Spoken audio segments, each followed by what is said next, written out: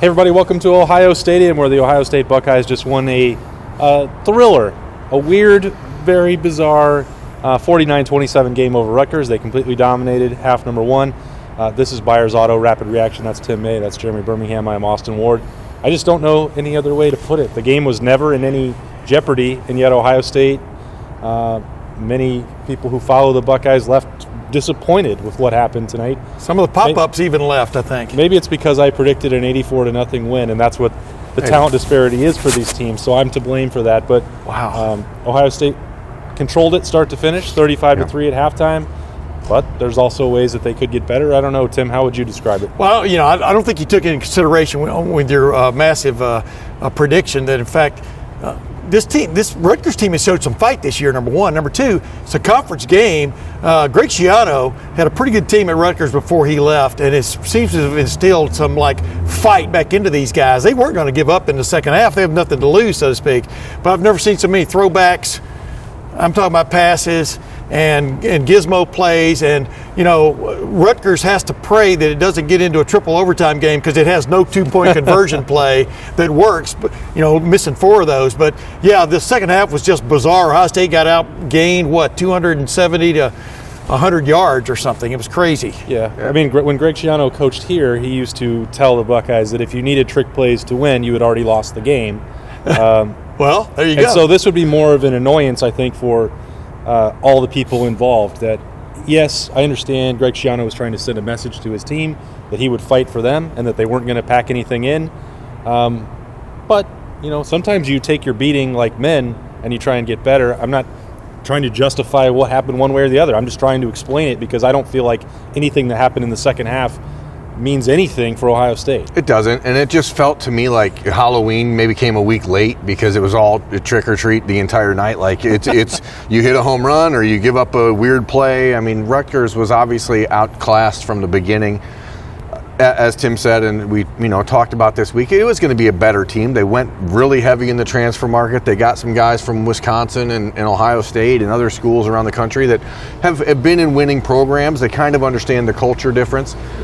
It would have been a whole lot easier for Rutgers to quit in the second half if Ohio State would have tried to do anything in the second half. I think that probably could have emptied the tank a little bit for the Scarlet Knights. But ultimately, and I know that people on the internet especially are #mad online, but that you can't sugarcoat that Ohio State played a pretty crappy second half of football, but you also can't put too much stock into something that really didn't matter like the second half of football. Yeah, but I tell you what, man, when I watched the Ohio State offensive line have the problems it had in that third quarter, just blocking people, I mean, that was their number one offensive line in there, and Rutgers brought some stuff, and all this kind of baloney, but Ryan Day he wasn't happy. He's not going to be happy when he watches the video. Yeah. And even in the first half, there were plays that were you were scratching your head, what's going on here? But Ohio State made enough big plays to counter that. But that third quarter was not good. I think from a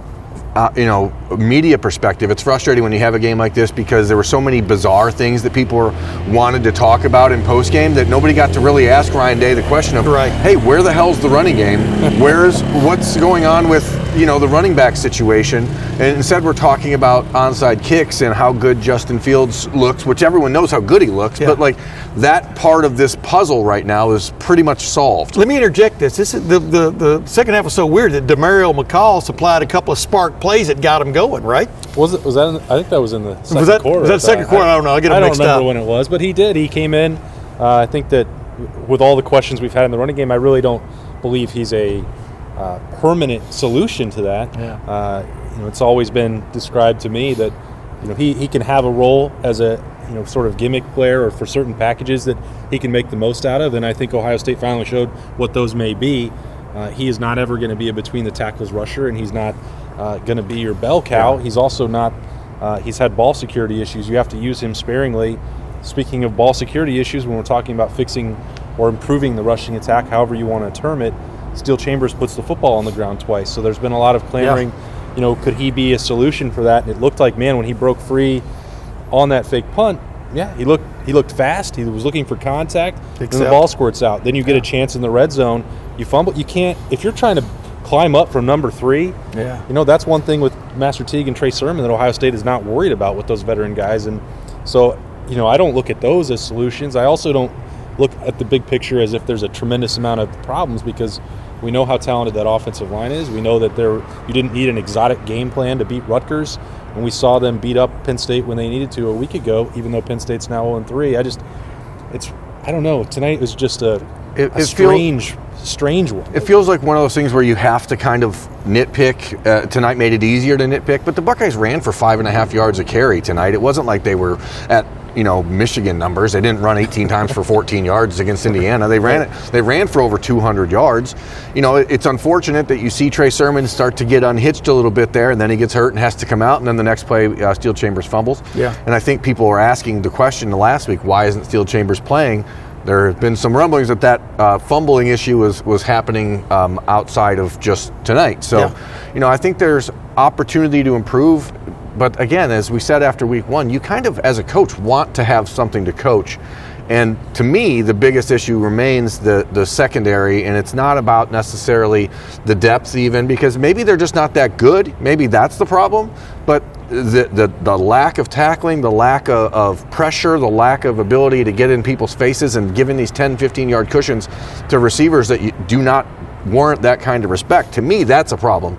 I liked what I saw out of Ryan Watts when he got on the field. I think, as we talked about on our bold predictions video on Friday, Tyreek Johnson has a very limited window here to make himself a contributor at Ohio State, and if tonight is not going to lend to that happening. That might have been the first play that I've ever seen 2 Tyreeks hit the same guy, one sling off, and then Tyreek Smith finished the tackle, and one of those plays that we're talking about. But yeah, I mean, you can take this game any way you want to. I mean, I saw Julius Turner, that number 50, their nose tackle, creating havoc at times against the number 1 offensive line in the country, as some people have purported, et cetera. Mm-hmm. I mean, there were some things they're definitely going to look at that tape and not like, without a doubt, no matter if the game was 35-3, no matter if they did win 49-27. There are going to be things that aren't going to sit well. But the flip side is, this is a day that, when otherwise, as I just said earlier tonight,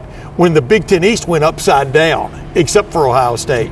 It was a crazy day in the Big Ten East. I think there's a lot to be said for that in this year, Ohio State was basically at full strength tonight. A couple people were missing. Cameron Brown was out in secondary. That's what opened the door for Tyreek Johnson. Don't think he walked through it. But you have to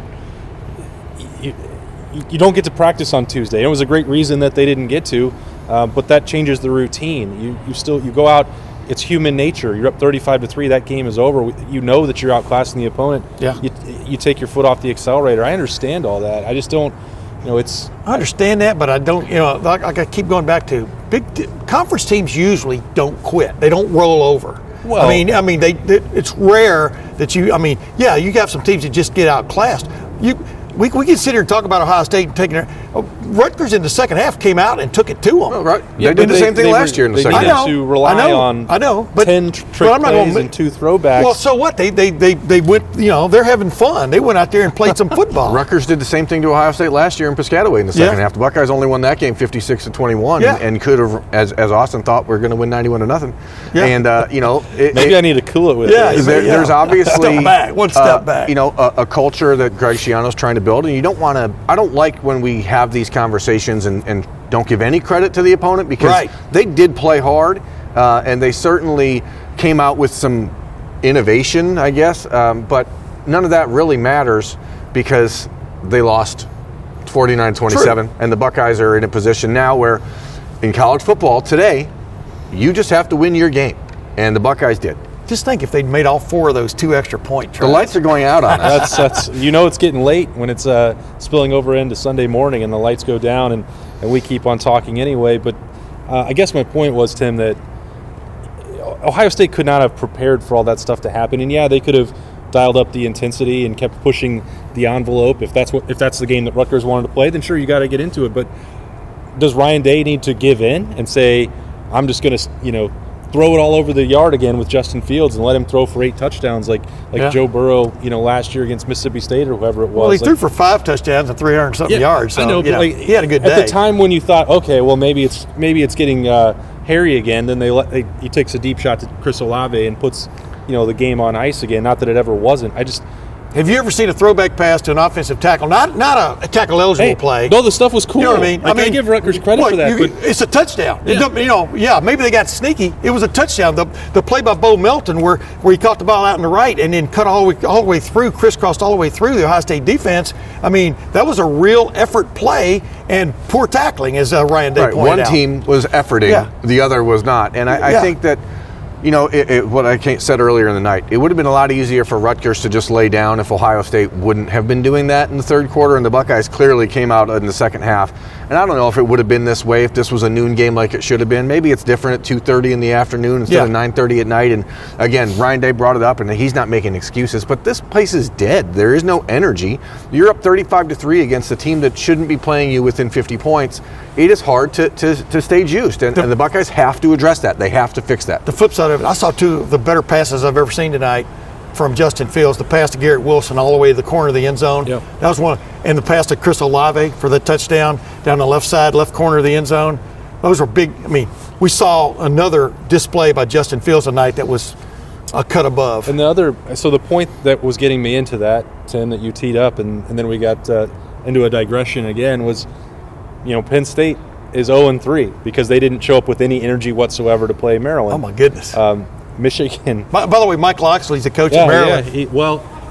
If you have 2 incompetent coaches, one of them has to win the game. Maryland's 2-1, brother. Okay, well, we'll see what happens next week. I know, exactly. But if you last 2 years ago, we'll get into that starting on Monday. But you look at Penn State losing to Maryland, Michigan falling yet again against Indiana. Got dominated by Indiana. Clemson losing to Notre Dame, which in a game I don't really think you can blame the absence of Trevor Lawrence. You can if you want to. They're going to probably play again. Well, not when the backup threw for 450 yards or whatever. Quarterback was not the problem. No, but defense. So you have to. It's the same every year. You have to show up to play college football. You don't get to take anything for granted. I believe when I leave here, and why I'm not concerned about Ohio State, even if there are things that we can nitpick, I saw them go out and get up 35-3. And if they relax after that, I get it. Because they didn't come out in the first quarter or the second quarter and let Rutgers get actual hope that they could carry it into the second half of the game, which I believe is what Maryland had against Penn State, because there's no other explanation, unless it's Mike Loxley being a secret genius, that personnel could beat Penn State. They got a lesson tonight that you can't let, as Tough Borland said, you can't take your foot off the gas against teams in college football anymore. That doesn't necessarily mean you're going to get beat, but Rutgers has a few players. I mean, that's the lesson that a lot of teams are learning this year that they've never learned, is that the other team, if it keeps fighting, they've got some guys that can make plays, et cetera. That's a good lesson to learn when you still win 49-27. Well, I agree with that 150%. Ohio State is definitely not going to forget what happened 2 years ago at Maryland when they eked out a 52-51 win. Wow. Yeah. They've watched Maryland on tape the last 2 weeks, and they're going to see, obviously, some improvement. But at the end of the day, we're 3 games into the season, and Justin Fields has thrown 11 touchdowns and 11 incompletions. And we're talking about something that's never been seen before. Has Maryland now missed 5 straight 2-point conversions against Ohio State? Talking about that game 2 years ago, wasn't that a 2-point conversion play? Well, today was Rutgers. Today they played Rutgers. I mean, Rutgers, yeah. No, yeah. I got them mixed up, man. Some deep stats going I'm with you, really. I get those 2 teams mixed up. They are the same in my mind. I think we are off the rails, and it's time to end this. Hey, that's what I always say when we get to this point on Byers Auto with rapid reaction. Hey, you want to be mad about Ohio State winning by 22? Be my guest. I'm not going to worry at all about Ohio State and their potential. They showed it in the first half. That's going to be all I remember really about this one, even though there was a bunch of cool trick plays that maybe we'll rewind. And I wish there was college football 20 like on the PS4 right now, because I would like to draw some of that stuff up. Some stuff. A little bit of nearly got every onside kick they've got, we saw tonight, and every 2-point conversion try we saw tonight. Ohio State, maybe they can put some of those gimmicks in their playbook if they ever need it. I don't know if that they will. They're still going to be a double-digit favorite in every game in the Big Ten, including next week at Maryland. We're going to get ready to start turning the page towards that one at Lettermen Row. But as it is right now, 49-27 Ohio State over Rutgers. This has been Byers Auto Rapid Reaction. That's Tim May, Jeremy Birmingham. I'm Austin Ward. We'll see you next time at Lettermen Row.